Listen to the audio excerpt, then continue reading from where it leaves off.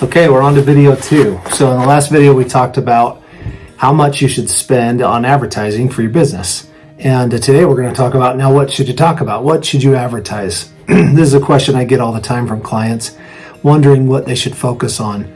Some have the tendency to want to advertise things that don't sell well in their business. My response to that is sometimes there's a reason why that's not selling well. Others want to advertise, just their brand, which is okay, but you're not going to get a lot of leads when you just advertise your brand. Others are in the middle. They don't know what to do. They're trying to figure it out. And so I want to talk a little bit about that. Dan Kennedy, one of the people that I've learned a lot from about marketing and has been one of the key influences in my life. He always says, find your USP, your unique selling proposition. What is it that makes you unique?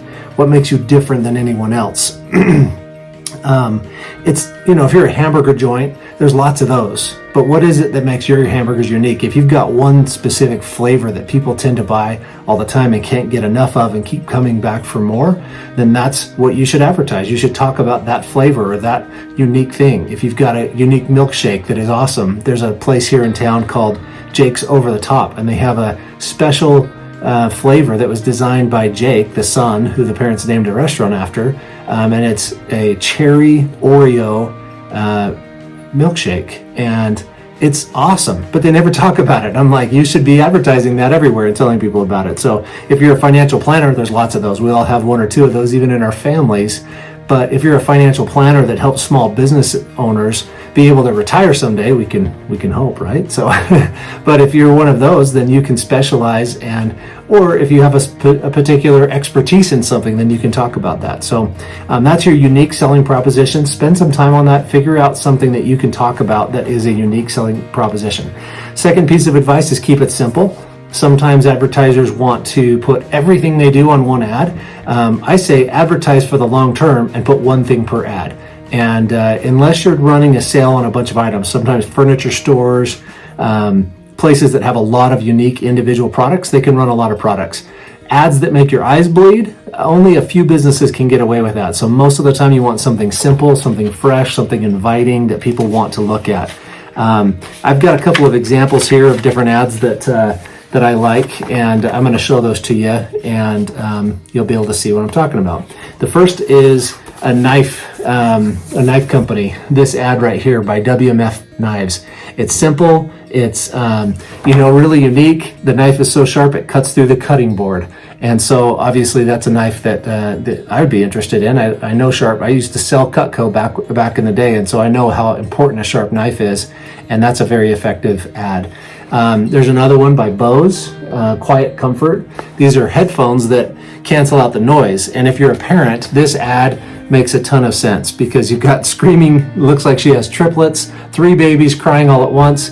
That can be pure madness to a parent. And, to have some Quiet Comfort headphones where you can still be attentive and know what's going on with the kids, but have some of it quieted down for you, that would be pretty awesome. So those are some national ads that are pretty effective. And I have to tell a story. This gal has a small little gift shop here in town, and she came to me and she's like, I'm struggling. My ads aren't getting the response that I want. I'm not sure what to say in my ads. Can you help me? And so I said, well, what's something that you have that's really unique? What's a gift item you have that's really unique? And she showed me these little garden gnomes with no pants on, and the beard covers the front, the important bits, but the back shows these little dimpled bum cheeks, which they're hilarious. And she's like, these have been really popular, and but she's like, most people don't know that I have them, and so she said they're kind of fun. And I said, well, she used to put tons of items on her ads, and she said she just had a hard time getting a response. And so we took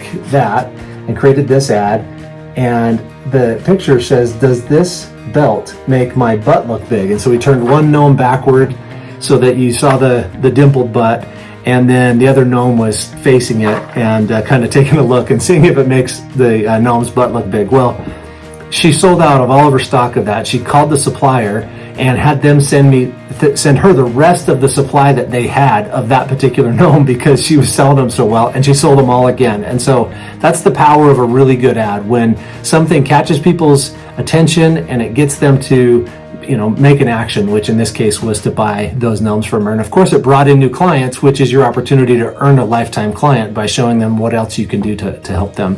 And then my final story is a couple of good friends of mine that are real estate agents, and it's two brothers, and they one's a real estate agent, the other one's a mortgage officer, and together they purchased or created a real estate and loan company. And so they work with each other and refer back and forth. Of course, it's a perfect match. And so they both wanted to be in the magazines. They loved what the magazines do and represent that we create. And they said, we want to be in that, but we don't know what to advertise. And real estate is an interesting world because there's so much competition out there. You really have to find a way to stand out. And you also need to make sure and remind people who are your friends and neighbors and acquaintances that that's what you do.